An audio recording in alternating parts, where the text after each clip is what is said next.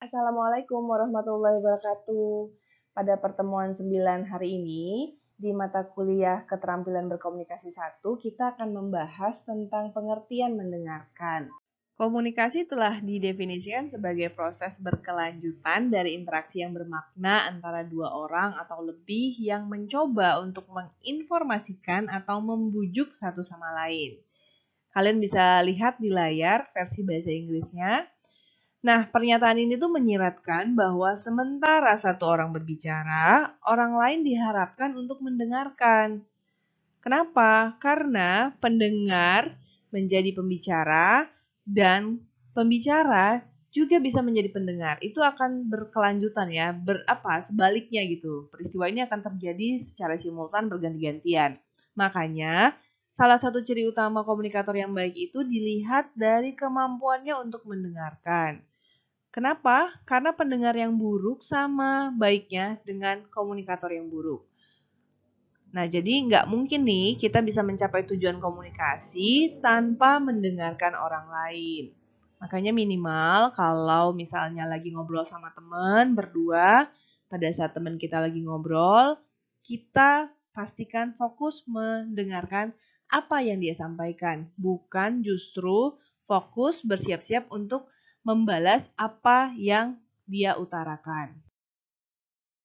Ini adalah diagram berdasarkan penelitian Adler, Rosenfeld, dan Proctor. Menurut diagram ini, orang dewasa menghabiskan rata-rata 70% dari waktu mereka dalam beberapa aktivitas komunikasi. Nah, mereka itu dari 70%-nya ya, 45% waktu mereka ini dihabiskan untuk mendengarkan. Jadi kalau boleh dibilang porsi keterampilan mendengarkan ini jauh lebih tinggi dibandingkan 3 keterampilan komunikasi lain yang digunakan oleh orang dewasa. Ini berdasarkan penelitian. Nah, dari 4 keterampilan tadi ya, keterampilan komunikasi yang utama tadi itu kemudian kita coba memetakan lagi menjadi 2. Nah, dilihat di layar itu ada keterampilan ekspresif, yaitu memungkinkan orang untuk dapat mengekspresikan dirinya dengan baik. Nah, di dalamnya itu ada keterampilan menulis dan berbicara. Kemudian yang kedua itu ada keterampilan reseptif. Ini berkaitan dengan proses penerimaan informasi atau melibatkan penerimaan informasi. Nah, di dalamnya itu ada kemampuan atau keterampilan mendengarkan dan membaca. Nah, cuma kalau kita di mata kuliah ini, kita keterampilan membacanya dulu baru mendengarkannya. Tapi itu nggak jadi soal yang mana yang duluan dipelajari. Jadi, dari pembagian yang tadi ada 4 aktivitasnya, kemudian kita coba petakan ke dalam 2 bagian besar lagi.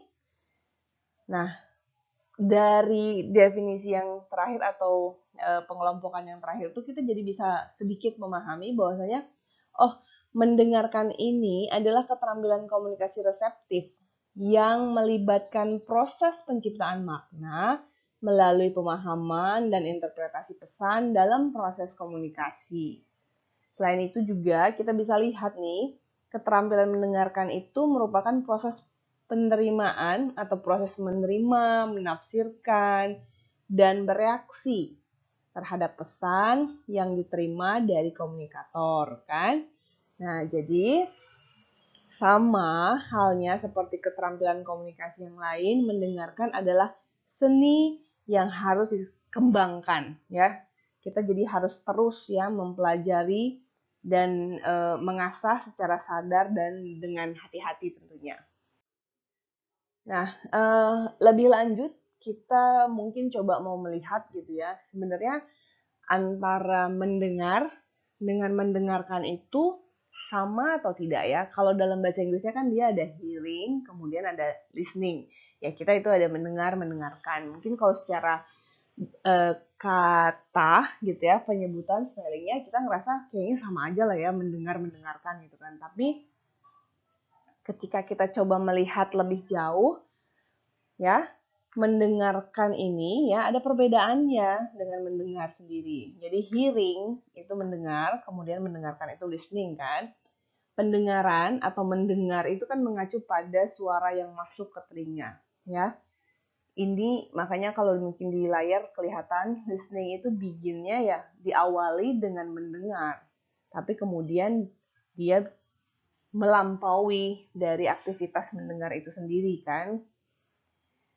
Pendengaran mengacu pada suara yang masuk ke telinga, ya. Mendengar mengacu pada suara yang masuk ke telinga, ini masih menjadi satu proses fisik yang pasif dan tidak disadari. Mendengar membantu kita memahami suara dan kadang-kadang ya kita itu mendengar sesuatu yang kita tidak inginkan.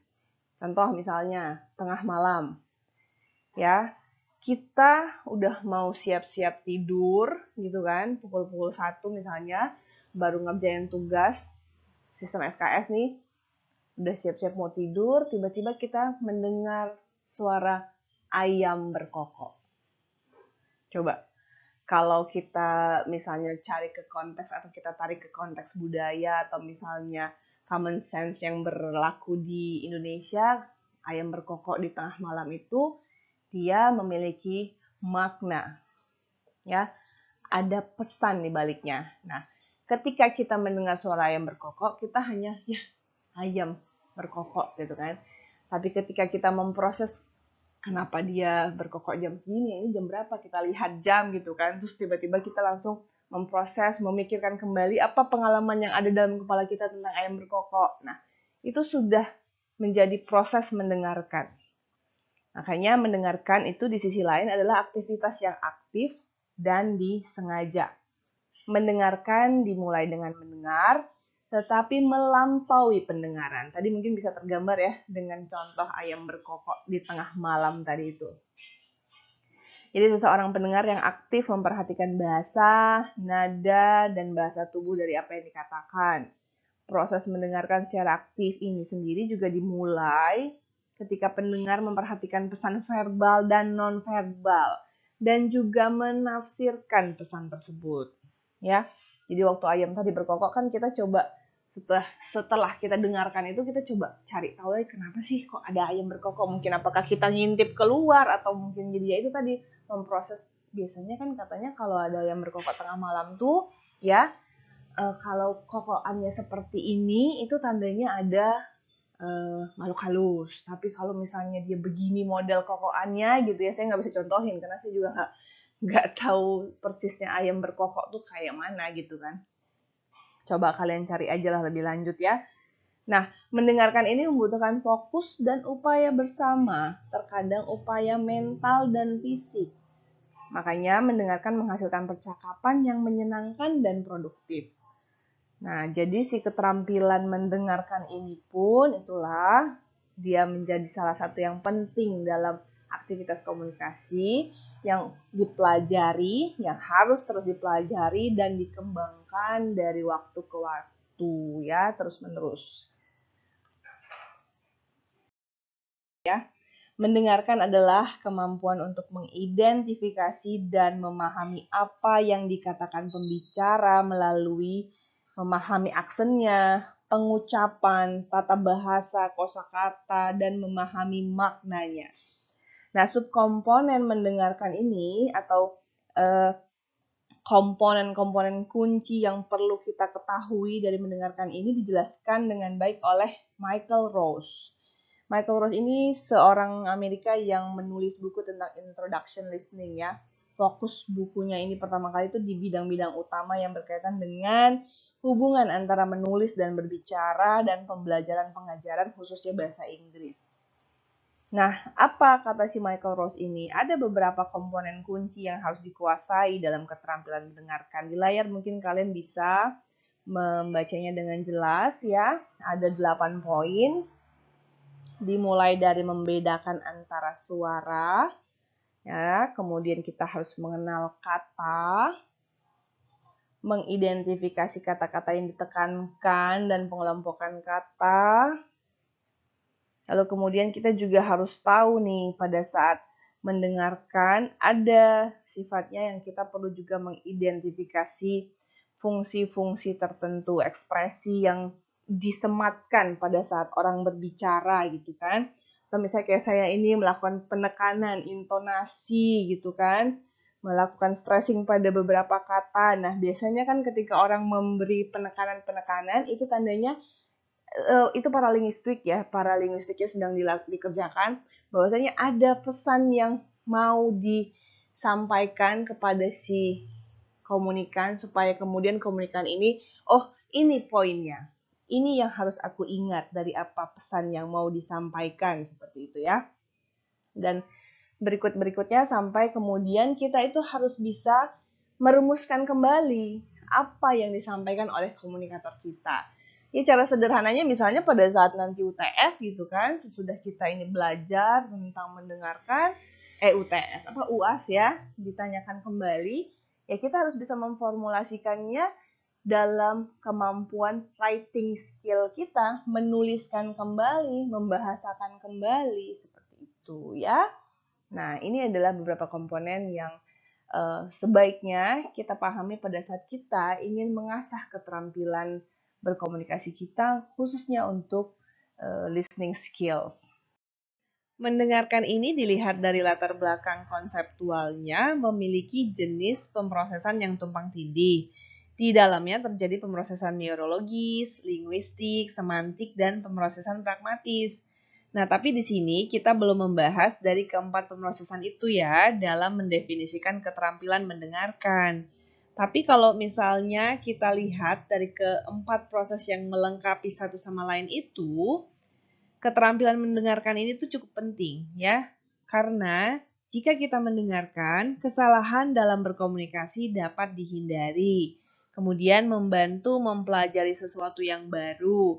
Misalnya, dengan mendengarkan saya memaparkan materi tentang pengertian mendengarkan, kalian kan jadi tahu tuh perbedaan antara hearing and listening.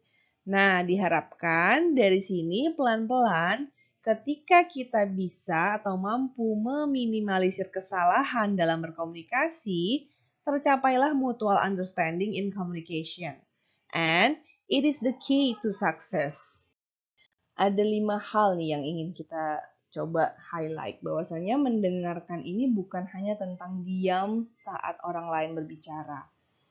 Tapi mendengarkan ini ya adalah proses yang berkaitan dengan panca indera, ya, mendengar dengan indera, tapi kemudian kita mendengarkan dengan pikiran. Dan mendengarkan itu adalah satu aktivitas sadar.